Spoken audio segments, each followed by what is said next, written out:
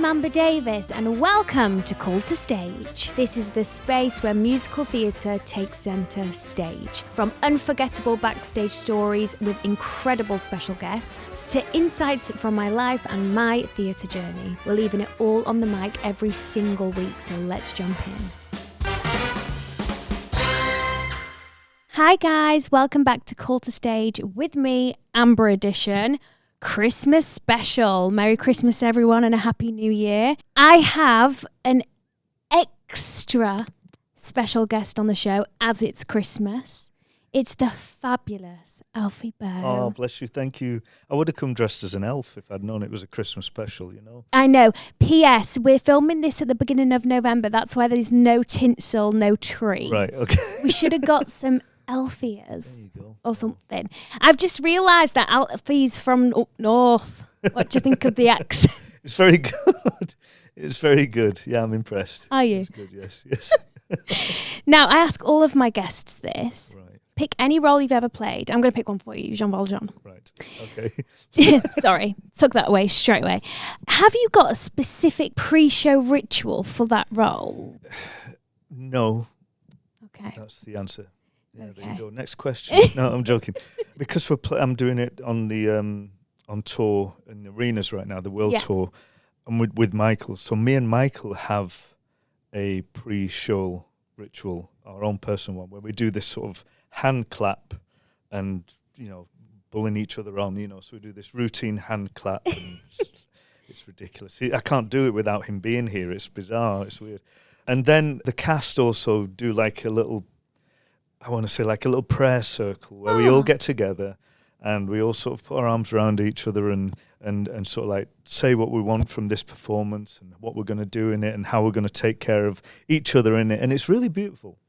I absolutely love that. It's like a circle of gratitude. Absolutely. And then I go on and play a criminal. Yeah. Yeah. It's fitting. It's very fitting. There you go. Is it just amazing performing in an arena? Yeah, it is. It is. I've played many arenas in my time and done a lot of arena tours as Ball Boe, and I've on my own shows, my own tour. But playing arenas in Les Misérables, it just seems to lend itself to that space. The show is so grand. The emotions are so strong. The score is really powerful, and each character can fill that room whenever they're on stage and singing their particular song. The audience becomes intimate. The arena becomes an intimate space because during it that could performance. be so unintimate. You know what I mean? Yeah, there's like it's so big. 20,000 people there at night, and I can't see the faces at the back, obviously. But even in the quietest moments of the show, especially Bring Him Home, and I'm right in the centre of the, almost the centre of the arena with the audience around. You can feel everybody leaning in and soaking up the atmosphere and being with me at that moment. It is a real special thing, actually. I've never done an arena, but it is on my bucket list. Oh, I'm sure you will. That's why I'm always so intrigued. Like, what does it feel like? Is it just like breathtakingly? You should come and do a spot on me and Michael's tour next year. Oh my gosh, I would. We'll be on tour in March and April doing arenas around the UK. We should get you on as a guest. I'm available, okay. Alfie. All right. When you're standing in these arenas, everyone's leaning in, like you just said. Yeah. To me, it gives me goosebumps. But imagine Alfie, who was a apprentice in a mechanic company. Yeah. So I read this online this morning, that you had a customer come in, heard you sing, and it was him that suggested you should do this professionally. Yeah, I had a lot of people around that time when I was 19 advising me to try and make it as a professional singer. You know, I didn't know how good I was as a singer. I didn't know if I was making a good sound. I was having singing lessons locally, so the teacher that I was with at the time, he gave me advice and told me about this audition in London. The customer at the garage told me about the audition in London, and he said, go and get the newspaper, the Stage and Television. I don't know, you probably won't remember that, but it was it was a newspaper, and it'd been out for years, and it used to advertise in the back 2 or 3 pages for cruise liners, West End shows, TV opportunities, and in particular this audition for an old opera company called the D'Oyly Carte that had been going for many years. So I took the day off work, came down to London, sang for them, and they took me on as a young member of the chorus, and it was great. So back then, it was really buzzing. Everything was falling into place. I left that company after a year and went to the Royal College of Music. Studied to be an opera singer, then started singing opera around Europe and the UK and in America and Australia. Not much then. Not much, just a little bit. Then I had my break into musical theatre with Les Mis' 25th anniversary. So I've been doing this for 31 years now. And did you ever think that would have been the case? No, I mean, back then I was really excited, just living every single moment, and every day was a surprise, every day was a joy, and it was great as a young singer, and the opportunities that were coming across my path, I would just jump at and do anything to be heard and to sing. Did you have a good support system at home that pushed you, or did you kind of just discover it by yourself? No, my parents were very supportive. They would support me in whatever I wanted to do. I wanted to go in the army. Did you? I did my medical and was ready to sign on the dotted line for basic training and going into the Guards. So I have a real strong connection with the British Legion and all the armed forces here. And they would have supported me, but they wouldn't have been happy, they said. My mother wouldn't have been happy me going into the army. But as it happened, my ability to sing took over, and people noticed it and gave me the opportunity to make a career, and that was pretty much it. And it's a very natural ability, It looks natural and it sounds natural. Oh, thank you. Well, I think if you are good at anything, I think it has to come from a natural place. If you're a dancer instinctively, you work on your natural ability. Yeah. What I don't like sometimes is when somebody has a natural ability to sing, and then somebody brings them on board, tries to train them up by stripping them down and not using their natural ability. I hate that. I think that's terrible because it completely wipes away individuality. I do think that is the case at the moment with these colleges that get in hundreds of people. I saw one college, there was something online recently that said they have 500 students in one college. Right. This is how you should do it. Otherwise, it's wrong. Yeah. And that isn't the case, is it? It's not the case at all. It's not the case at all. There's no wrong. It's just different. Yes. Everybody brings something new to the business. Can bring their own individuality, their own stamp on their art form. For a prime example, Les Misérables has been running for 40 years because everybody that has played the roles of Valjean, Javert, the Thénardiers, Fantine, have brought something new to it. Everybody is an individual performer, and they've brought something brand new to it that has kept that show running. Plus, the music is fantastic. Yeah. The story is great. It's kept it alive, kept it interesting. It has.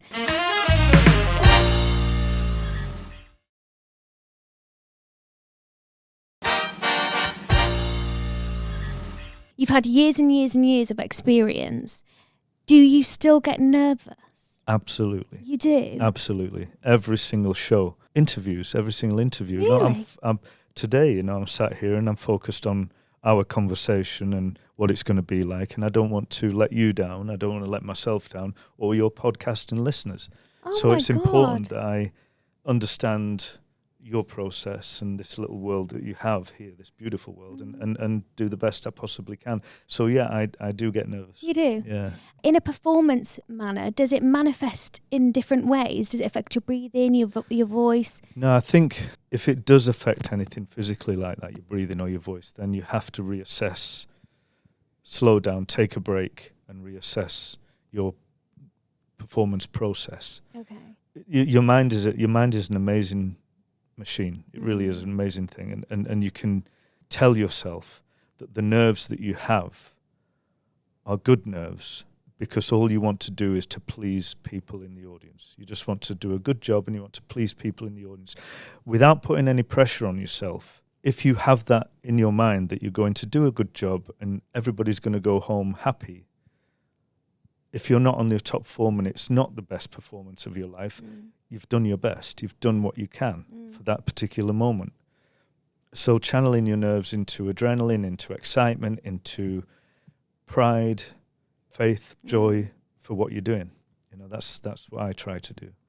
Don't strive for greatness during a performance. Strive for okay to let greatness in. There you go. Yeah, yeah, absolutely. That's a beautiful sentiment. Real lovely. Something else I was told was, if I'm turning up to a show, and I'm not feeling physically, vocally on top form, I may be a bit vocally tired. It's my ex-wife actually. She was an amazing woman, but she used to tell me, sing from where you are. Sing from where you are. If you accept your vocal position, if you accept your mindset, and you still go out and do the job that you're supposed to do, you're going to make people happy no matter what. They're going to love it. Oh my gosh. That makes me want to cry. I think I'm tired, Alfie. Now let's talk about your brand new album with Michael Boe. Yes, yeah. Together at Home. This is your 6th album together. Yeah, 6th album, yeah. Also, this is a bit of a personal one, isn't it? Because it marks a decade of you two making music together. Yeah, 10 years of making records together we have, yeah. It's been quite the journey. Has it? Yeah. Where did your friendship blossom? I first met Michael in a rehearsal studio in North London. We were doing a production of Kismet. Okay, and, yes, I've got this down actually. It was a terrible, terrible production.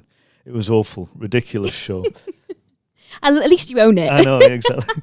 But, the music, you can't fault the music. It was scored by Borodin, and it's beautiful, romantic, gorgeous music. But the director had a fallout with the choreographer. Oh, God. And the choreographer had a fight with the designer, and everybody was...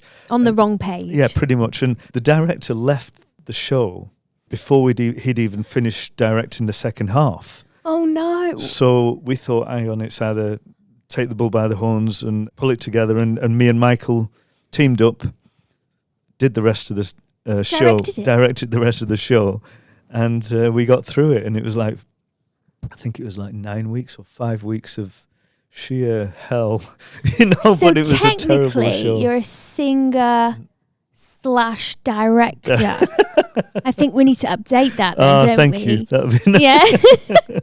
Oh my God, that's such an interesting story. Yeah, so you kind of bonded on trauma. After that production, Michael then went on to do a prom at the Royal Albert Hall. Yes. And it was the first time anybody from the musical theatre contemporary world had ever done a one-man show during a classical festival. Okay. I was his guest on the show. We did a duet, and that was the first time we duetted together. Wow.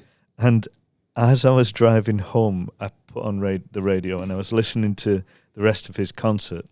And it came to the end. He did his finale, and he took his band. The crowd were going wild, and it was lovely. And then the classical radio presenter, Radio 3, it was, just came on and went, well, that was interesting. Because it was like out of the it ordinary. Was completely out of the box for their audience. It was, it's a classical festival, and to have Michael Boe singing "You Can't Stop the Beat" and things like that. Oh my, iconic! That is actually iconic. Your debut album, Together. This is a really good fact that I'm going to read. Okay. Became the UK's best-selling album of 2016. Beating the Rolling Stones to the Christmas #1 spot. That's right, yeah. We were #1 with that album. Yeah, it was pretty special. It was a great time. We were on the road before the album came out. Okay, so you were already on a tour. Yeah, we were on tour. And every single day there was something exciting happening. There was something, we were getting the feedback from the record label and how many albums we'd sold and that day, and it was just incredible. It was beautiful. And when you went in to do that first album, was there any intention of having this long-running relationship, or did it just naturally happen? it was like, let's see what happens after the first album, and then we'll take it from there. And then that was a great success, and then it led on to another 2 albums in the 1 year. So Yeah. it's like, so we pretty much started firing out the albums and really enjoying it, really getting to know each other, getting on the road, playing big arenas, the O2 and all that, TV Gigs. gigs. Yes. It was really cool. It was a lot of fun. Yeah. Did you write your own songs, or was there collaborative talent? We did collaboration with a couple of writers on some of the songs on the albums. But a lot of the albums are covers, but we create our own. I work quite in detail with the producer of the arrangements of the songs. Okay. I like creating arrangements and being a part of that. So that was what I could do with this. So you have got like a creative mind. Yeah. I like that. And I write myself now personally. I do. Well, we will get onto that in a minute. Don't you worry. Now, if you want to go and see the tour, there's March, April 2025. If you're in these areas, book your tickets. You got Cardiff, Bournemouth, Nottingham, Newcastle, Manchester, Liverpool, Aberdeen, Glasgow, Leeds, Birmingham, the London O2, and I've already said Birmingham. I will be at one of those venues. I'm not too sure which one yet, but I will let you guys know. Okay. Now, I just want to say, do you ever sleep? Because hardly at the minute. You also have your own album that's just been released. Yeah, it was released. Open Arms. Yes, yeah. Now, is this the album that you have wrote your own songs on? It's not. There's no original songs on there. But again, I've worked on arrangements. But right. I have written a lot of original songs, co-written with some wonderful producers, wonderful writers. They're all in the bank, ready for me to go. And I do love writing. I love that process, putting your own story down on paper and telling your own story, your own journey, and being yourself in those songs. It's wonderful. But you can find songs like that do the same thing. So my album, Open Arms, is something an idea that I've had for 20 years. Where it was taking classic rock songs and arranging them with an orchestra, with a full-on orchestra, to show the similarity and that there are no boundaries between genres of music, basically, between rock music, classical, two worlds collide and create something fun. I am obsessed. Where can we hear this album? Well, it's on all the channels, Spotify, iTunes, everything. It's out there. Okay, Open Arms. That to me sounds so creative. Thank you. Like, I've never heard of anyone do that before. So I will be listening to that tonight on the way home. You guys should too. It has some surprises on there. There's a Metallica song that I sang, Nothing Else Matters. And it's a beautiful, beautiful song set with an orchestra and a rhythm band. It's pretty special. Yeah. Iconic. Thank you. I have a couple more questions. I know I only have a few more minutes, but I'm trying to squeeze everything because you're so lovely and genuine. The tour you're currently on now. 27th of December, me and Michael will be back in Les Mis, the World Tour arenas, in Manchester. Mm-hmm. And then over the new year, we'll be in Newcastle. Okay. Then me and Michael go on our own arena tour with Ball Boe together at home. And then after that, 5 days later, we fly to Australia and do Les Mis again in arenas in Sydney, Melbourne and Brisbane. So are you going to get a break at any time? 2043, I think. Great. Okay. We'll go for a coffee then, shall we? Right. Has there been one moment in your career so far or in life so far where you've thought, wow, I'm so proud of myself? There's lots of things that I've done that I'm proud of within the career. Les Mis is obviously one of them. La Boheme on Broadway and my opera days, doing La Boheme at Glyndebourne and working in the Royal Opera House here at Covent Garden. I'm proud of those. But when people say what is the highlight or what is the best moment of your career, for me, it's always the last time that I've performed. Yeah. Always the last time that I've sung, whether it's on a podcast or whether it's in a show or wherever, even happy birthday to somebody. It's always the last time that I've sung. It doesn't have to be anything major. But for me, that is major. Singing for people. You are so wonderful. Oh. You are literally so wonderful. And then the last question. This is quite a deep one. Okay. What's your true meaning of success? True meaning of success has nothing to do with me. When I feel I've achieved my job, the feedback that I get, the pay packet, if you will, is what it does for the listener. It's always the audience. They are the most important people in my career. You know, I've worked with wonderful producers and directors and singers, and you know, and the most important people are the people that come to hear you sing.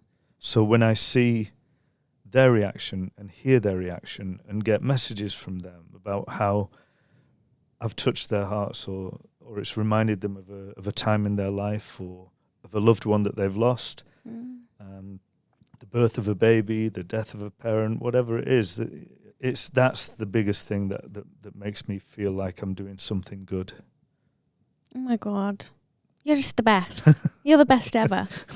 Thank you so much for coming here today. It's been a pleasure to chat with you. And taking time out of your incredibly busy schedule. I can't wait to be on tour with you. Yes, you must do. You must come on tour. And guys, have a bloody lovely Merry Christmas. Merry Christmas. Bye. Jingle bell, jingle bell.